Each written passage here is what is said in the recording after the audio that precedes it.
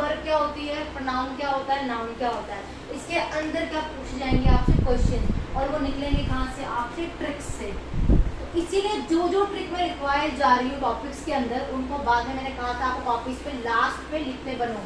अब जो मैं वर्क करवाऊंगी, जितनी भी ट्रिक्स करवाऊंगी, साथ साथ पढ़ाते हुए आपको वो सारी कंपाइल्ड वे में लास्ट में लिखनी है, ताकि एग्जाम के 1 महीना पहले आप टॉपिक्स को रिवाइज ना करो, लेकिन उन ट्रिक्स को रिवाइज करो। क्योंकि टॉपिक कोई नहीं पूछेगा, आप बच्चे नहीं हो कि आपको पूछा जाएगा डिफाइन वर्ब कितने प्रकार की है ना, ट्रिक्स पूछेंगे, वो एरर में आपको लगानी है बस, ठीक है। अब लिखा मैंने वर्ब, वर्ब का मतलब होता है किसी काम का होना, दैट इज एक्शन। इंग्लिश में एक्शन बोल लो या स्टेट ऑफ बीइंग बोल लो, और हिंदी में क्या बोलते हैं हम, काम, कार्य, एक ही बात है, ठीक है। ये सारा हमारा क्या है, वर्ब होता है, ठीक है। अगर वर्ब हमें बताता है किसी एक्शन का होना, तो टेंस बताता है कि वो एक्शन किस टाइम पे हुआ है ना। द टाइम ऑफ एक्शन, साथ में लिख रही मैं tense, that time of action, कि वो एक्शन किस टाइम पे हुआ है। क्या वो टाइम मेरा पास्ट का था, जो चीज हो चुकी है, past is always a history. क्या वो चीज मेरी प्रेजेंट में चल रही है मेरे साथ, या क्या वो फ्यूचर में होने वाली है मेरे साथ, वो टाइम हमें बताता है टेंस का।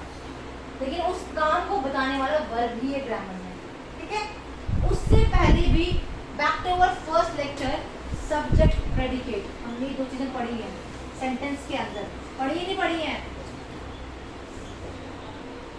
हमेशा ध्यान रखना, सेंटेंस में नाउन या प्रोनाउन हो, हमें सब्जेक्ट से पता चलता है। सब्जेक्ट हमारा नाउन हो सकता है, प्रोनाउन भी हो सकता है, इसका वर्ब से कोई लेना देना नहीं है। लेकिन जो हमारी वर्ब होती है वो हमारी प्रेडिकेट पार्ट में छुपी होती है, समझ आया। Verb lies in this predicate part, ठीक है, ये भी क्लियर होगा साथ में। तो predicate part is equal to आपका वर्ब। अब मैं लिखती हूँ एग्जांपल बेसिक सी आपके साथ, ही इज स्लीपिंग, वो सो रहा है, हिंदी में ही बन के आएगा ना मीनिंग इसका। अगर यहाँ देखा जाए कि ही क्या है मेरा, यहाँ पे जिसकी हम बात कर रहे हैं सब्जेक्ट है ये, साथ में प्रोनाउन भी तो यही है मेरा यहाँ पे, है ना, प्रोनाउन भी यही है। स्लीपिंग मतलब मेन काम हो रहा है, तो ये मेरी क्या है यहाँ पे, मेन वर्ब है। और बीच में इज लगाया है, ये इज क्या कर रहा है, ही को इस स्लीपिंग से जोड़ रहा है, इसको हम बोलते हैं हमारी हेल्पिंग, या इसको आप नाम सुना होगा लिंकिंग वर्ब के नाम से भी, ठीक है ना। तो ध्यान क्या रखना है आपने सिर्फ इतना ध्यान रखना है कि जो इज है हमारा, ये जो हेल्पिंग वर्ब हमारी ना, ये हमारे सब्जेक्ट के हिसाब से आती है। ही था इसीलिए मैंने इज लगाया, अगर दे होता तो क्या मैं इज लगाती, तब मैं आर लगा देती। This helping verb comes as per the subject. लेकिन हाँ, ये हेल्पिंग वर्ब क्या करती है, ये हेल्पिंग वर्ब मेन वर्ब को हेल्प करती है, क्या बताने में भाई, टेंस बताने में। अगर सेंटेंस को देखा जाए, वो सो रहा है, is plus ING, is am are के साथ वर्ब की ING, which tense, present continuous. तो हमें बताया भी जा रहा है सेम टाइम पे कि जो मेरा टेंस है भैया वो प्रेजेंट कॉन्टिन्यूअस का इस टाइम पे। आई होप इस एग्जांपल से पूरा कॉन्सेप्ट क्लियर हुआ होगा, बेसिक वाला आप लोगों को। यस और नो, रब कर दें इसको यहाँ से। साथ साथ में ना बेसिक चीजें उतार भी लिया करो, क्योंकि कल को आप भूल जाते हो, मुझे पता है, हमने भी जब पढ़ाई की थी ना, हम चीजें भूल जाते हैं, ठीक है। रब कर दें।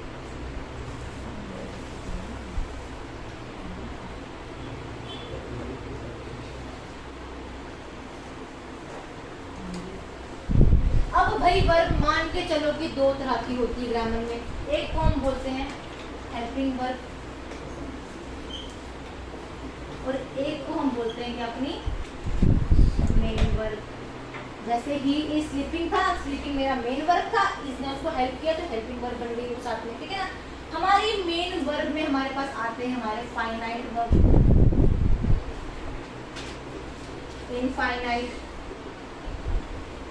वर्ब, कहेंगे इसको नॉन फाइनाइट भी लिखा होता है, ठीक है। देन वी हैव ट्रांजिटिव और इंट्रांजिटिव उनको आप लोग उतार लेना कॉपी से, फ्लो चार्ट को उतार लेना कॉपी पे, ठीक है ना। मेन वर्ब में क्या क्या है, फाइनाइट वर्ब है, इनफाइनाइट से हमारे पास ट्रांजिटिव है और इनट्रांजिटिव है, ठीक है। जो मैंने लिखा है इनफाइनाइट, इसकी भी फर्दर टाइप्स होती हैं ग्रामर में, ठीक है ना। इसमें हमारे आते हैं गिरेंट्स, पार्टिसिपल और हमारे इन्फिनिटिव्स, जिनको हम बोलते हैं 2+ वर्ब की फर्स्ट फॉर्म। लिखा इतना सभी ने। अब अगर मैं आगे बोलूं कि जो भाई पार्टिसिपल्स भी होते हैं, इसकी भी टाइप्स होती है। ये पार्टिसिपल भी 3 तरह के होते हैं हमारे पास, ठीक है। एक होता है हमारा प्रेजेंट पार्टिसिपल, एक होता है पास्ट पार्टिसिपल और एक होता है परफेक्ट पार्टिसिपल, ठीक है। समझ आ गई थी मेन वर्ब। हेल्पिंग वर्ब में हमारे पास क्या आते हैं, प्राइमरी ऑक्सिलरीज आते हैं, ये ऑक्सिलरी लिख दो, और साथ में आते हैं हमारे मॉडल ऑक्सिलरी वर्ब।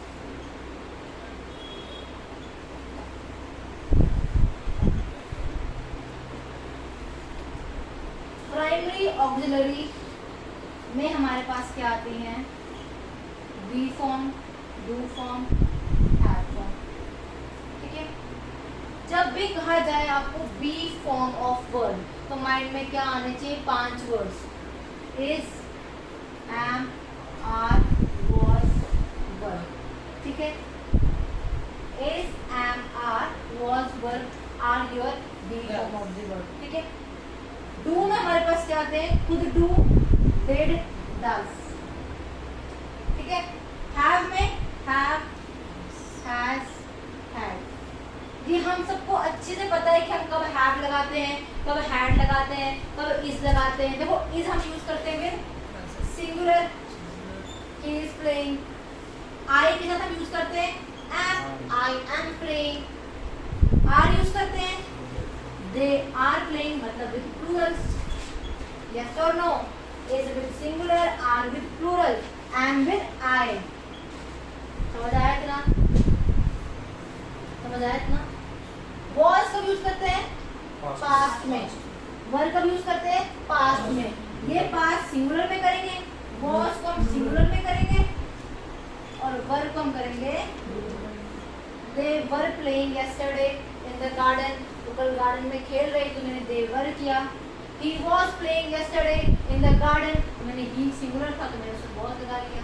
समझ आया या नहीं आया। हम मान के चलते हैं आपको बी, डू, हैव का पता होता है, ठीक है। क्लियर है इतना। लिखा नेक्स्ट मैंने modal verbs, model auxiliaries. Grammar में ये अलग ही टॉपिक बन के आता है मॉडल वर्ब के नाम पे। कोई 11 से 12 मॉडल वर्ब हैं जिन पे क्वेश्चन फिलअप की फॉर्म में आता है हमारे, ठीक है ना। इसमें हमारे पास आता है हमारे can, could, shall, should, will, would, may, might, ought to, need, dare। ought के साथ हमेशा preposition to जुड़ती है, साथ में लगती है ऑटोमेटिक, ठीक है ना। ये सारे के सारे क्या हमारे मॉडल ऑक्सिलरी वर्ब्स हैं। अगर गिना भी जाए ये 5, 6, 7, 8, 9, 10, 11 प्राइमरी ऑक्सिलरीज 11, और ये लगा लो अब 11, 12 कितने टोटल। वी हैव इन टोटल 22 से 23 हेल्पिंग वर्ब्स इन ग्रामर में। उसके अलावा बाकी जो यूज करते हैं हमारी क्या होती है, मेन वर्ब होती है। इतना क्लियर हुआ फ्लो चार्ट या नहीं हुआ, यस और नो। करें आगे डिस्कस इनको, मेरे को दिक्कत है इनमें।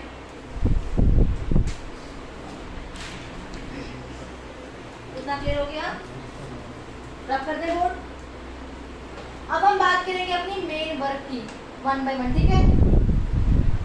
कंफ्यूज तो नहीं हो रहे हो ना।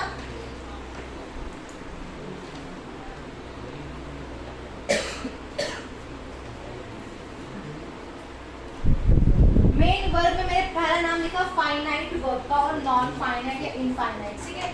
तो मैं यहाँ लिख रही हूँ फाइनाइट वर्ब और नॉन फाइनाइट या इनफाइनाइट। इसको समझाने के लिए बेसिक एग्जांपल लेते हैं पहले हम। लिखो example 1, He goes to study. He went to study. They go to study.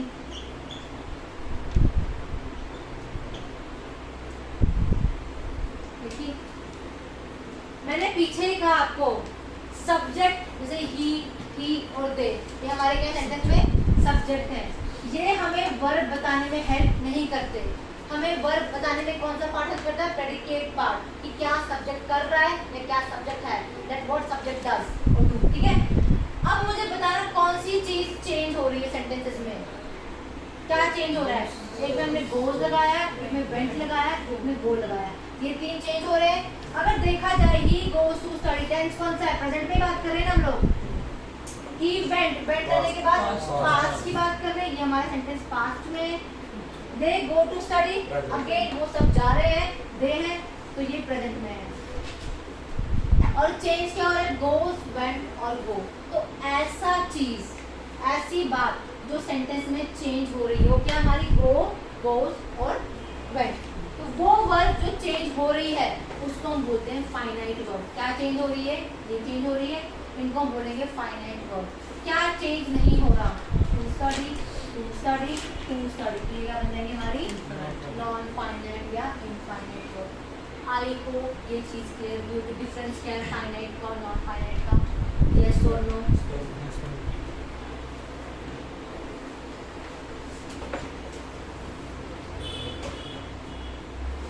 होगी फर्स्ट टू टाइप्स हमारी।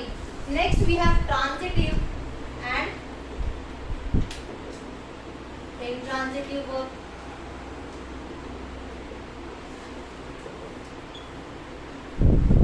अब नाम से ही ध्यान रखना, ट्रांजिटिव वर्ब ऐसी वर्ब जिसका कोई ऑब्जेक्ट हो, विच हैज एन ऑब्जेक्ट। तो साथ ही में लिख रही हूँ मैं ऑब्जेक्ट, और इसको मैं टिक कर रही हूँ किसके पास ऑब्जेक्ट होगा, उसको हम ट्रांजिटिव बोलेंगे। अब जिसके पास ऑब्जेक्ट नहीं होगा वो क्या होगी मेरी? इंट्रांजिटिव। तो ऑब्जेक्ट के आगे मैंने क्रॉस लगा दिया। अब हमें पता कैसे चलेगा कि भैया इस वर्ब के पास ऑब्जेक्ट है भी या नहीं भी? ये भी दिक्कत बड़ा सवाल है। तो आपको खुद से दो क्वेश्चन करने हैं, that is what and who. अगर तो आपको इनका आंसर मिल जाए तो वो वर्ब क्या होती है हमारी? ट्रांजिटिव। स्पीकर को या खुद से आपको दो सवाल करने हैं। Ask yourself two question, what और हू। फॉर एग्जांपल लेते हैं, जॉन लाइक्स मैंगोज। जॉन को आम पसंद है। क्या मेरा व्हाट या हू में से किसी का आंसर निकल के आ रहा है? Yes, John like what.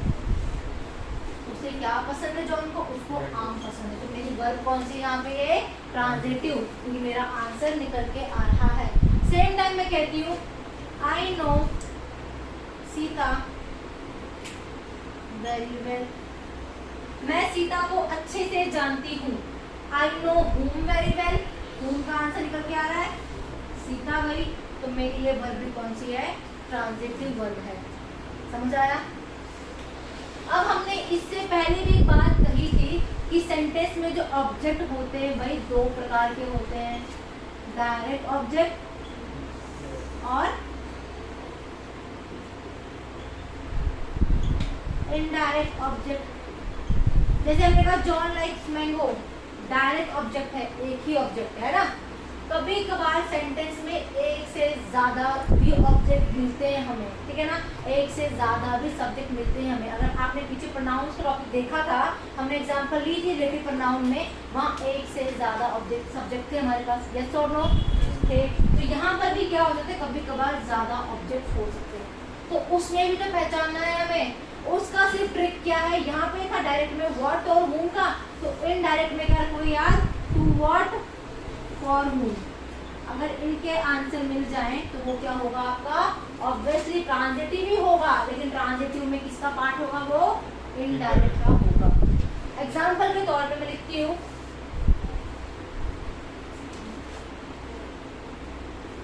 ये मिटा लेते हैं ऊपर से। एग्जाम्पल के तौर पे, Peter gave the beggar a coin एक एग्जांपल ये मैंने फिलहाल, पीटर ने गणित को पॉइंट दिया, पहचानना है हमें ट्रांजिटिव वर्ब है भी या नहीं है। अच्छा ट्रांजिटिव अगर हो भी गई, डायरेक्ट है इनडायरेक्ट है, पहचानना हमारा काम है ना। पहली चीज बताओ मुझे कि कहीं से व्हाट और whom का आंसर निकल रहा है हमारा, निकल रहा है। पीटर ने क्या दिया, पीटर गेव व्हाट, ये वर्ड्स का हमारा पॉइंट से निकला, तो ये हमारा क्या है, डायरेक्ट ऑब्जेक्ट है यहाँ पे, और वर्ब हमारी ट्रांजिटिव है।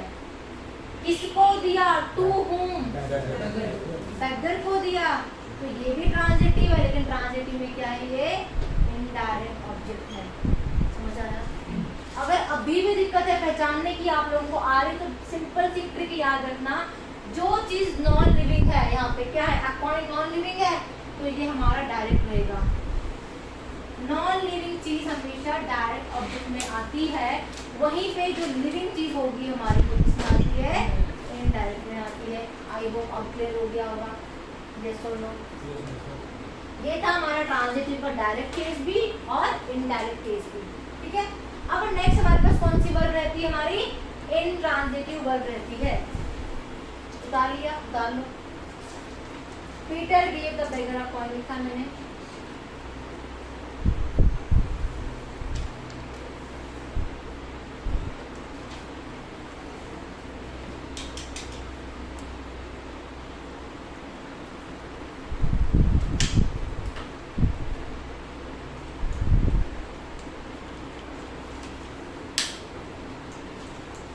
सबने उतार लिया, रब कर दे।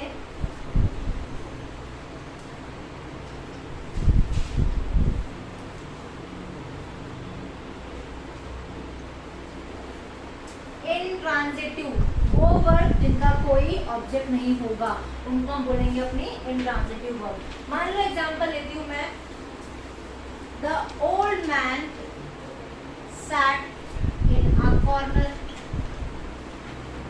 बूढ़ा आदमी कॉर्नर पे बैठा।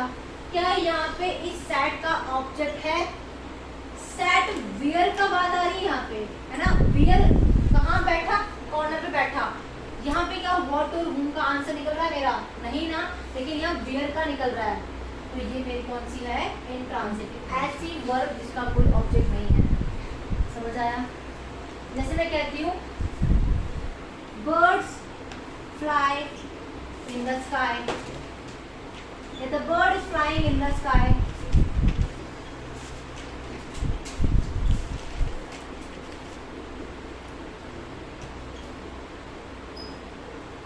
पंछी हवा में उड़ रहे हैं। क्या यहाँ पे कोई ऑब्जेक्ट है, the bird is flying where, तो हम स्काई बोलेंगे। व्हाट और whom का आंसर हमारा निकल के नहीं आ रहा, तो ऐसी वर्ब जहाँ पे व्हाट whom का आंसर नहीं निकल के आता, जहाँ पे कोई ऑब्जेक्ट नहीं होता, वो हमारी इनट्रांजिटिव होती है।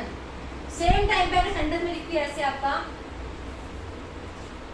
Rohan is flying kite in the sky. Rohan kite fly कर रहा है स्काई में। क्या अब बताओ मुझे ट्रांजिटिव है या इनट्रांजिटिव है। Rohan is flying what, what का आंसर निकल के आ रहा है, काइट। तो हमारी वर्ब क्या ट्रांजिटिव है। उसके बाद वेयर का आंसर आएगा हमारा इन द स्काई, लेकिन ये वर्ब कौन सी हमारी हो गई, ये वर्ब हमारी रहती है आपकी ट्रांजिटिव। समझ आया कॉन्सेप्ट, पक्का श्योर हो। हमने आज बात की वर्ब की दो टाइप, इसमें हमारी हेल्पिंग वर्ब थी और हमारी मेन वर्ब थी। मेन वर्ब में हमारी फाइनाइट थी, नॉन फाइनाइट थी, ट्रांजिटिव थी और हमारी इनट्रांजिटिव थी। और हमारी जो हेल्पिंग वर्ब थी उसमें हमारे प्राइमरी ऑक्सिलरीज थे और हमारे मॉडल ऑक्सिलरीज थे। मैंने आपको तब भी कहा कि मॉडल ऑक्सिलरीज का टॉपिक अलग है, वो हम बाद में भी करेंगे क्लास में। अब मुझे बताओ उस पूरे में कोई दिक्कत किसी को, इतना करें या आगे भी कराऊं, क्या आज से इतना काफी है या आगे कराऊं, सफिशिएंट है आज के लिए, कोई दिक्कत। Thank you class, have a nice day.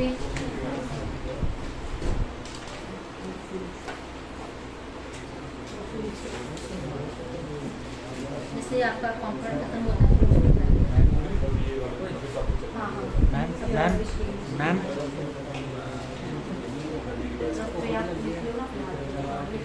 आपको लास्ट में ठीक है। एग्जांपल देखिए बैक